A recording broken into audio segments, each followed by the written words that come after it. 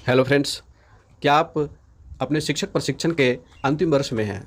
जैसे कि आपने बीएड या फिर डीएलएड में एडमिशन लिया है और इस वर्ष आपका फाइनल ईयर हो रहा है, अपीयरिंग ईयर हो रहा है, या फिर आपने अपना शिक्षक प्रशिक्षण कार्यक्रम पूरा कर लिया है और आप सीटेट की तैयारी में जुट गए हैं, या फिर आपने पहले भी सीटेट में ट्राई किया है लेकिन अनफॉर्चुनेटली आपका सीटेट क्लियर नहीं हो पाया है।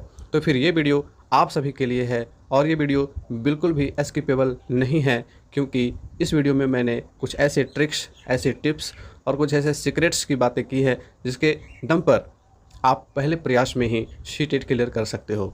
तो बने रहेंगे हमारे साथ इस पूरे वीडियो में, अंत तक बिना स्किप किए हुए वॉच करेंगे और पहले प्रयास में ही सीटेट कैसे सफल हो जाए, सीटेट में हम कैसे सफलता प्राप्त कर सकते हैं, इस बात को समझ लेते हैं और अभी से, आज से ही अपनी प्लानिंग करते हैं। और इस बार जो 2021 में सीटेट आने वाला है वो आपका पहला चांस हो या दूसरा चांस हो, इससे कोई मतलब नहीं है। आपको केवल ये ध्यान रखना है कि यही चांस आपके लिए गोल्डन चांस है और इस चांस को मिस बिल्कुल नहीं करना है और इसे क्लियर करके रहना है, और वो भी अच्छे मार्क्स से। अच्छे मार्क्स से इसलिए क्योंकि अच्छे मार्क्स होंगे तो आपका मेरिट टॉप पर जाएगा। बिल्कुल, मैंने इसके पीछे भी वीडियो बनाया हुआ है कि सीटेट के मार्क्स काफ़ी इम्पोर्टेंट होते हैं। आप उस वीडियो को देख सकते हो, लेकिन अभी बिल्कुल स्किप नहीं कीजिएगा। अभी आप लोगों को इस वीडियो में अंत तक बने रहना है। तो चलिए शुरू करते हैं और समझते हैं कि सीटेट को पहले ही प्रयास में हम कैसे क्लियर कर सकते हैं, और वो भी अच्छे मार्क्स के साथ। तो आप जैसा कि स्क्रीन पे अभी देख रहे हो कि सीटेट क्या है, तो सीटेट का मतलब सेंट्रल टीचर एलिजिबिलिटी टेस्ट, और यह अध्यापक बनने का, सरकारी अध्यापक बनने का कहें तो ज़्यादा बेटर होगा। तो सरकारी टीचर बनने का यह एक प्रवेश द्वार है, ठीक है। अध्यापक बनने का यह प्रवेश द्वार है और वर्तमान समय में सीटेट के 2 पेपर कंडक्ट हो रहे हैं। आप यहाँ देखेंगे कि सीटेट के 2 पेपर अभी कंडक्ट हो रहे हैं और नेक्स्ट लेवल का सीटेट भी जल्द ही आ रहा है, और हो सकता है कि 2021 में ही इसका इंट्रोडक्शन हो जाए। खैर, अभी इसकी कोई निश्चित नोटिफिकेशन नहीं है, और अगर ऐसा होता है तो हम आपके लिए वह फिर से पूरी जानकारी के साथ उस वीडियो को भी लाएंगे जिसमें सीटेट नेक्स्ट लेवल की तैयारी की पूरी बातें होंगी। तो आप देखो यहाँ पे कि सीटेट पेपर फर्स्ट जो है वह 1 to 5 क्लास के प्राइमरी टीचर, जिसको लेवल फर्स्ट का टीचर कहा जाता है, उन लोगों के लिए है। और एलिजिबिलिटी क्राइटेरिया देखें तो इसमें मिनिमम जो क्वालिफ़िकेशन है वो आपका इंटरमीडिएट है, और इसके बाद आपके पास डीएलएड या बीएड की डिग्री होनी चाहिए।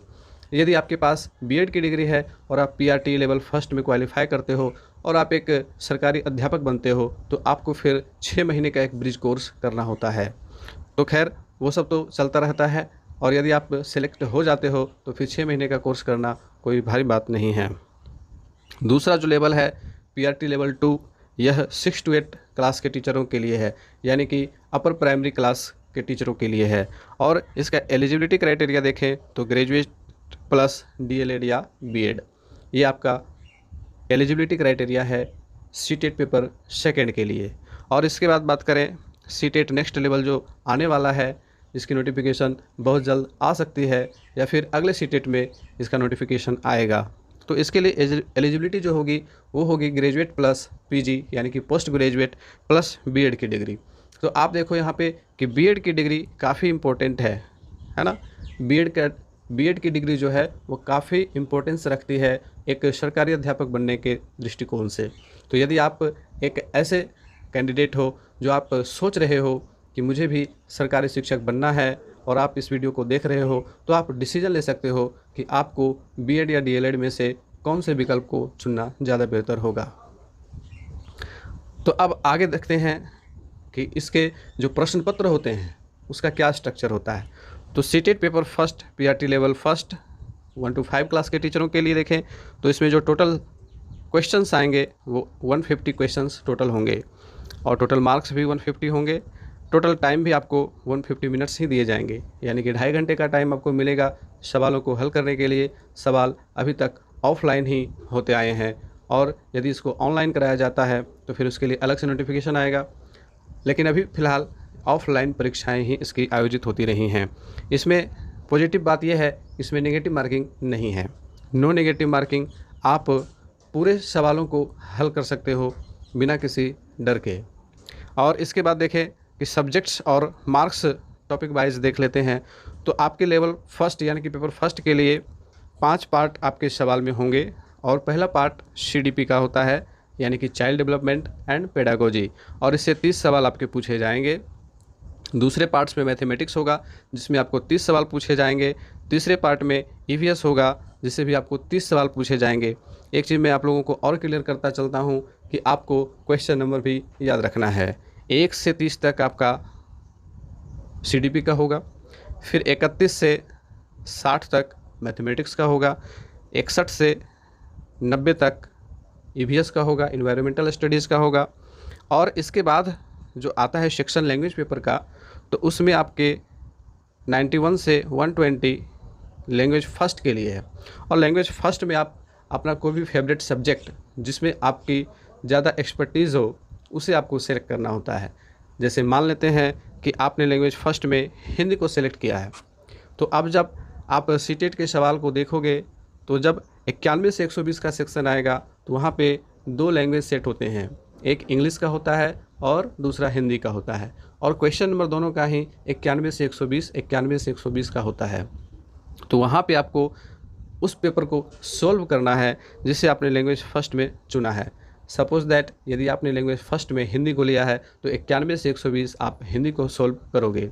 और यदि आपने इंग्लिश को लिया है, तो आप 91 से 120 इंग्लिश वाले सेक्शन को सॉल्व करोगे। उसी तरह से पेपर पार्ट 5 में भी लैंग्वेज पेपर सेकंड होता है, जिसमें आपके 2 सेक्शन होते हैं। 121 से 150 के 2 सवाल होते हैं, एक इंग्लिश का और एक हिंदी का। तो वहाँ भी आप लोगों को यही ध्यान रखना है। और सबसे ज़रूरी बात कि आप लोगों को सीटेट के नोटिफिकेशन निकलने के बाद जब आप फॉर्म भरोगे, तभी आप लोगों को डिसीजन ले लेना है कि लैंग्वेज फ़र्स्ट और लैंग्वेज सेकंड में मुझे कौन सा सब्जेक्ट लेना है, कौन सा लैंग्वेज पेपर लेना है। और इसमें आप लोगों को सावधानी इसलिए बरतनी है क्योंकि आप लोगों को कन्फ्यूज नहीं होना है। परीक्षा हॉल में, एग्जामिनेशन हॉल में बहुत सारे अभ्यर्थी कन्फ्यूज हो जाते हैं, मुझे भी कन्फ्यूजन हुई थी। इसलिए मैं आप लोगों को इस बात से अवगत करा रहा हूँ कि दोनों लैंग्वेज पेपर को चुनते समय आप यहाँ ध्यान रखेंगे, लैंग्वेज पेपर फर्स्ट और लैंग्वेज पेपर सेकंड।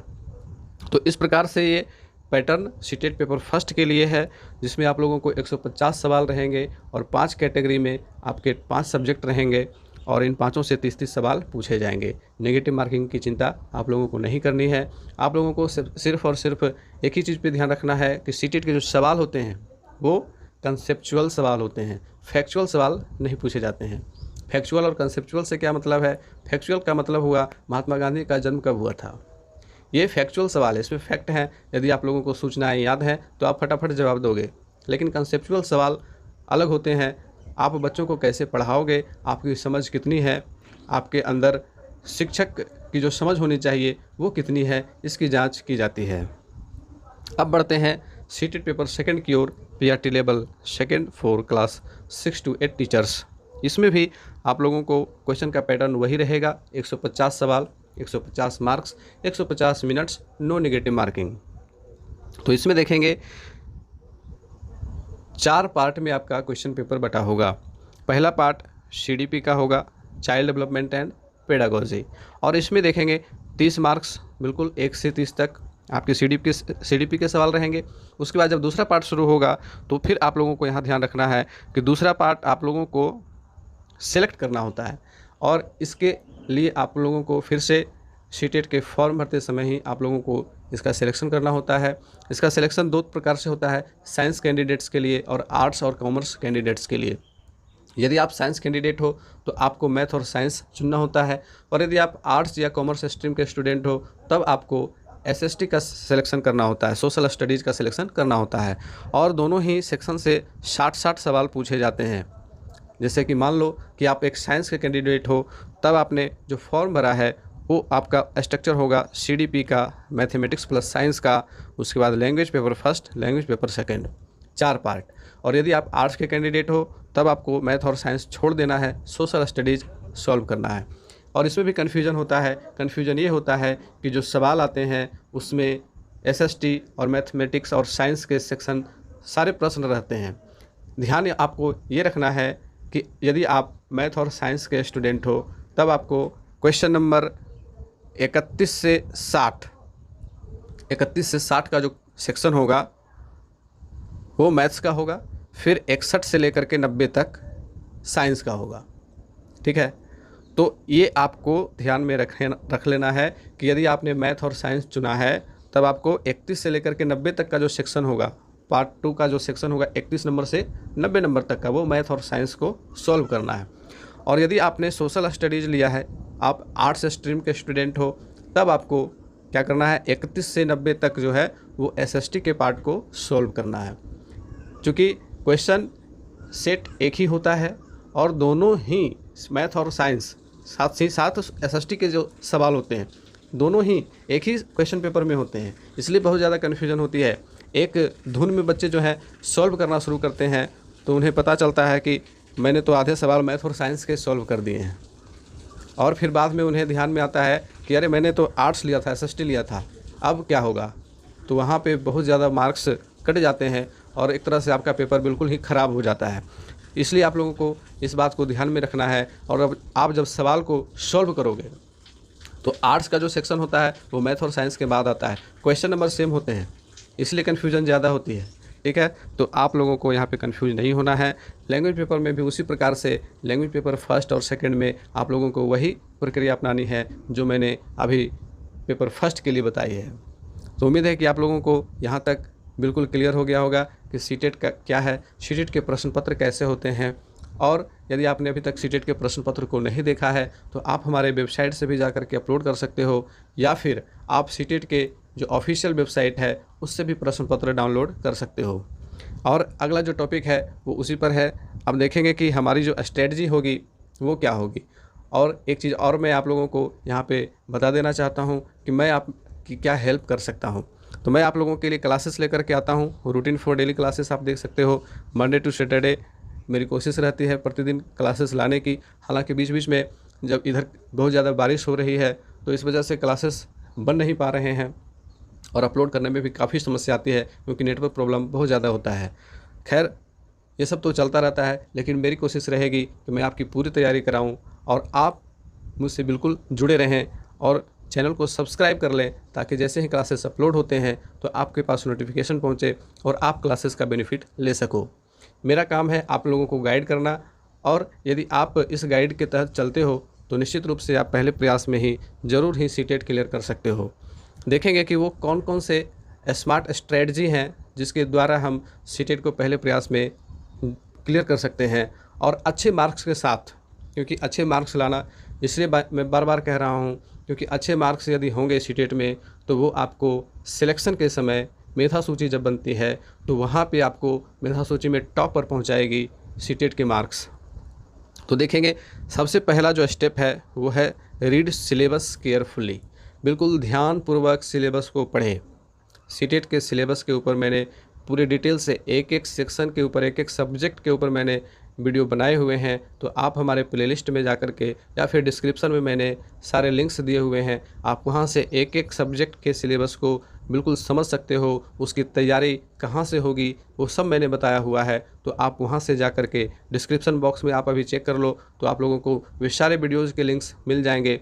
लेकिन अभी आप लोगों को इस वीडियो को पूरा देखना है, उसके बाद आप डिस्क्रिप्शन बॉक्स से सारे लिंक को एक एक करके चेक करते जाओ और सारे सिलेबस को बिल्कुल आप लोगों को समझ लेना है, अपने नोटबुक में नोट कर लेना है और अपनी स्ट्रेटजी को बिल्कुल पुख्ता कर लेना है। दूसरा स्टेप हमारा है डाउनलोड प्रीवियस ईयर क्वेश्चंस। पिछले कम से कम 5 वर्षों के प्रश्न पत्र आप डाउनलोड कर लो। ठीक है, 5 वर्षों के प्रश्न पत्र यदि आप लोग बना लेते हो तो आपकी अंडरस्टैंडिंग बेटर हो जाएगी।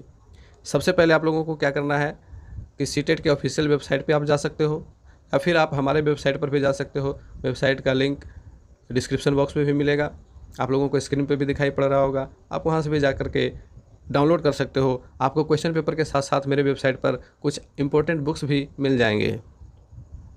अब आपने क्वेश्चन पेपर डाउनलोड कर लिया, अब आप लोगों को क्या करना है, टेस्ट योरसेल्फ, अपनी जांच खुद करनी है। कैसे आप लोगों को अपनी जांच कैसे करनी है इसके ऊपर भी हम लोग चर्चा करते हैं। और अपनी जांच कर लेने के बाद आपको प्रैक्टिस करना है अपनी वीकनेस के अनुसार। अपनी कमजोरियों के अनुसार आप लोगों को प्रैक्टिस करते जाना है। अब अपनी जांच कैसे करेंगे, चलिए इसके बारे में चर्चा करते हैं। तो आइए अब समझते हैं पेपर को सॉल्व करने का बेहतरीन तरीका, स्मार्ट तरीका। तो सबसे पहला स्टेप आप लोगों को प्रीवियस ईयर क्वेश्चन लेना है। आप इसे हार्ड फॉर्म में ले सकते हो, वो ज़्यादा बेटर होगा, उससे आपकी अंडरस्टैंडिंग बहुत ज़्यादा इम्प्रूव होगी। दूसरा स्टेप, टाइम देखने के लिए घड़ी या मोबाइल रख लें। यदि आप मोबाइल रखते हो तो आप लोगों को उसे फ्लाइट मोड में रखना है। तीसरा स्टेप है do not get disturb next 3 hours. अगले 3 घंटों तक आप लोगों को बिल्कुल भी डिस्टर्ब्ड नहीं होना है, किसी से बात नहीं करनी है, ना किसी की बात सुननी है। आप कमरे में बंद हो जाओ, पैक हो जाओ प्रश्न पत्र नोटबुक लेकर के, और 3 घंटे तक बिल्कुल किसी से कोई कनेक्शन नहीं करना है। सिर्फ़ और सिर्फ अपना फोकस पेपर के ऊपर देना है। अब है now solve the question paper section wise. Section wise सवालों को आप हल करें। CDP, mathematics, EVS, language papers, दोनों ही पेपर को अलग अलग आप लोगों को सॉल्व करना है। और एक दिन में आप एक ही पेपर को सॉल्व करो, ज़्यादा परेशानी नहीं उठानी है। एक दिन में आप लोगों को, आप इसी तरह से लगातार कंटिन्यू प्रैक्टिस करके बहुत सारे सवालों को हल कर सकते हो। लेकिन एक दिन में मैं सजेस्ट करूंगा कि एक ही पेपर के ऊपर काम करना है और पूरे विस्तार से काम करना है। कैसे करना है, मैं सारी जानकारी इस वीडियो में आप लोगों को दे रहा हूं। क्या करना है आप लोगों को, पार्ट फर्स्ट आपने बनाया, 1 से 30 प्रश्नों को हल किया। नोट योर टाइमिंग, आपने कितनी देर में बनाया, टाइमिंग नोट करते चलना है। इसलिए मैंने कहा कि आप लोगों को टाइम के साथ चलना है, टाइम का पाबंद होना है। और टाइम देखने के लिए, लगातार समय देखने के लिए आप लोगों को घड़ी या मोबाइल ज़रूर रखनी है। दूसरा पार्ट आपका मैथ्स का होगा, 31 से 60 तक के सवाल आप मैथ्स का बनाओगे। आप अपने टाइमिंग को आप फिर से नोट करें। तीसरा सेक्शन ईवीएस का है, 61 से 90 तक आपका ईवीएस का सवाल होगा। आपने अपने समय को आप फिर से नोट कर लें। चौथा पेपर लैंग्वेज फर्स्ट का है। मान लो कि आपने इसमें हिंदी को सॉल्व किया है तो आपको फिर से टाइमिंग को नोट करना है। फिर 5वें पार्ट में लैंग्वेज सेकंड में आपने इंग्लिश को सॉल्व किया है तो आप वहाँ पे फिर से टाइमिंग को नोट कर लेना है आप लोगों को। अब ये ध्यान रखना है कि आपका टोटल टाइमिंग जो है वो 2.25 घंटे से ज़्यादा नहीं होना चाहिए। प्रश्न पत्र 2.5 घंटे का होता है, लेकिन क्या पूरे 2.5 घंटे हम फोकस्ड रहते हैं बनाने के लिए, समय भी नहीं मिल पाता है उतना, क्योंकि कुछ मिनट्स तो आपको प्रश्न पत्र पढ़ने में, चीज़ों को समझने में चला जाता है। कुछ मिनट आपके अटेंडेंस वगैरह बनाने में चले जाते हैं। जो वीक्षक होते हैं एग्जामिनेशन हॉल में, वे साइन करने के लिए आते हैं, तो वहाँ पे केयरफुली साइन करवाना होता है। प्रश्न पत्र के ऊपर भी साइन होता है, साथ ही साथ आपके OMR शीट के ऊपर साइन होता है, अटेंडेंस शीट के ऊपर साइन होता है। उसमें बुकलेट नंबर लिखा जाता है, बुकलेट कोड लिखा जाता है। तो बहुत सारी चीज़ें होती हैं जिसमें आपका अलग से समय नहीं दिया जाता है। उसी 2.5 घंटे में सारी चीज़ें होती हैं। तो आपको ये ध्यान रखना है कि अभी जब आप घर पे सवालों को हल कर रहे हो तो मैक्सिमम 2.25 घंटे, 2 घंटे में यदि आप हल कर लो तो और ज़्यादा बेटर है। लेकिन शुरुआत में आप लोगों को समय ज़्यादा लगेगा। ये जब कंटिन्यू आप करोगे, लगातार प्रैक्टिस करोगे, तब आपको समय फिर कम लगेगा। तो इस चीज़ को आपको ध्यान में रखना है, टाइमिंग को नोट करते चलना है। प्रत्येक सेक्शन की आप टाइमिंग को नोट कर लें, और जब आप अपने टाइमिंग को देखोगे तब आपको पता चल जाएगा कि मुझे किस सेक्शन में ज़्यादा टाइम लग रहा है। और जिस सेक्शन में आपको ज़्यादा समय लग रहा है वो निश्चित रूप से आपका वीक सेक्शन है, वही आपका वीक पॉइंट है, और उस पर आपको जमकर मेहनत करनी है, ज़्यादा मेहनत करनी है। तो आप देखेंगे कि जिस सेक्शन में आपको टाइम ज़्यादा लग रहा है, आपको उस सेक्शन में अपनी स्पीड बढ़ानी होगी। और अब जो है इस टेस्ट के आंसर्स को, जो है ऑफिशियल आंसर की है, उससे आपको जांच लेना है। केवल ऑफिशियल आंसर की से, किसी भी बुक के क्वेश्चन बैंक के दिए हुए आंसर से आप अपने आंसर शीट को जांच मत करें। उसमें काफ़ी गलतियां होती हैं, कुछ ऑप्शंस बिल्कुल गलत होते हैं। इसलिए मैं सजेस्ट करूंगा कि जब भी आप अपने प्रीवियस ईयर क्वेश्चन के प्रश्न पत्र को बना करके जांचोगे तो आपको ऑफिशियल आंसर की से ही जांच करना है। अब प्रत्येक सेक्शन में आपने कितना स्कोर किया है उसको आपको नोट करना है। CDP, EVS, mathematics, language paper first, language paper second, इन 5 सेक्शन में पेपर फर्स्ट के लिए और पेपर सेकंड के लिए CDP, मैथ प्लस साइंस या फिर आर्ट्स के हो तो SST, और उसी तरह से दोनों लैंग्वेज सेक्शन में आपने कितना स्कोर किया है आप उसे देखें। अब आप चेक करें कि किस सेक्शन में आपके सबसे कम मार्क्स आए हैं, उस सेक्शन में आपको अधिक प्रैक्टिस की ज़रूरत है, वो भी आपका वीक पॉइंट है। टाइमिंग और मार्क्स दोनों ही काफ़ी मैटर करते हैं, तो आपको इन दोनों सेक्शन पर काफ़ी ध्यान देना होगा। अब प्रत्येक सेक्शन में अपने गलत उत्तर वाले प्रश्नों को आप चिन्हित कर लें। और चेक करें कि यह सिलेबस के किस टॉपिक से जुड़ा हुआ है। जैसे मान लो कि सीडीपी में पियाजे के सवाल आपने गलत किए हैं, कोहलबर्ग के सवाल आपने गलत किए, वाइगोत्स्की के सवाल आपने गलत किए, तो आपका पियाजे, कोहलबर्ग और वाइगोत्स्की वाला जो सेक्शन है वो काफ़ी वीक हो गया। आपको उस पर पूरी बेहतर समझ बनानी होगी, बेहतर पकड़ बनानी होगी, अच्छे से फोकस करना होगा। उसी प्रकार आपने मैथमेटिक्स में कंटेंट वाले चैप्टर्स में काफ़ी गलत किए हैं, ठीक है। जो सवाल पूछे जाते हैं कंटेंट वाले, सीधे कैलकुलेट करने वाले, उसमें आपने गलत किया है, तो फिर आपको वहाँ पे ध्यान देना है। यदि आपका पेडागोजी वाला सेक्शन कमज़ोर हो जाता है, उसमें आपके कम मार्क्स आ रहे हैं, तो आपको वहाँ पे ध्यान देना है। उसी प्रकार से ईवीएस में कंटेंट या फिर पेडागोजी, कौन सा सेक्शन आपका कमज़ोर है, ये आपको देखना है। एक एक टॉपिक वाइज को मैंने सिलेबस में पहले ही डिटेल से डिस्कस कर दिया है, तो आप इस वीडियो को देखने के बाद सिलेबस वाले वीडियो को ज़रूर देख लेना है आप लोगों को, और तब आपको पता चल जाएगा कि कौन सा सवाल किस सेक्शन से जुड़ा हुआ है ना। तो जब आप इस चीज़ को देख लोगे कि मेरे किस टॉपिक में गड़बड़ी है, तो उस टॉपिक पे आपको ज़्यादा फोकस करना होगा, ज़्यादा मेहनत करना होगा।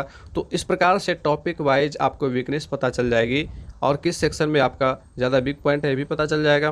तो अब आप लोगों को क्या करना है कि इसी प्रकार से कम पिछले 5 वर्षों के प्रश्न पत्रों को निश्चित रूप से हल करें। निश्चित रूप से आप अपनी कमजोरियों और स्ट्रॉन्ग फील्ड्स को जान पाएंगे। आपको अपने वीक पॉइंट के साथ साथ स्ट्रॉन्ग पॉइंट का भी पता चल जाएगा कि कौन सा सेक्शन मेरा ज़्यादा स्ट्रॉन्ग है। तो इस प्रकार से आपको पता चल जाएगा कि आपको अपनी तैयारी कैसे करनी है। स्मार्ट प्रिपरेशन का क्या स्ट्रेटजी होना चाहिए, ये आप लोगों को खुद ही पता चल जाएगा। तो इतना कर लेने के बाद उम्मीद है कि आप लोगों को चीज़ें बिल्कुल आसानी से समझ में आ जाएंगी, और अपनी बेहतर तैयारी करने के लिए हमारे साथ जुड़े रहना है, क्योंकि मैं आपकी तैयारी के लिए सारे टॉपिक्स के ऊपर वीडियो लेकर के आता हूं। तो हमारे साथ बिल्कुल बने रहना है, और जो भी समस्या हो, जिस सेक्शन में भी आप लोगों को प्रॉब्लम हो, तो हमें कमेंट करके ज़रूर बताना है। उस विशेष टॉपिक के ऊपर, उस विशेष सवाल के ऊपर मैं आप लोगों को बिल्कुल कंक्लूज़न देने का प्रयास करूँगा। एक एक सवाल के ऊपर हम चर्चा करेंगे और मिलकर के समस्याओं को सॉल्व करेंगे। तो इसी के साथ यहीं पे इस वीडियो को अंत करता हूँ। वीडियो अच्छा लगा है तो लाइक करना मत भूलिएगा, ज़्यादा से ज़्यादा दोस्तों तक शेयर करें ताकि वे सभी इसका लाभ ले सकें, बेनिफिट ले सकें, और चैनल पर नए हैं तो सब्सक्राइब करना मत भूलिएगा। Thank you.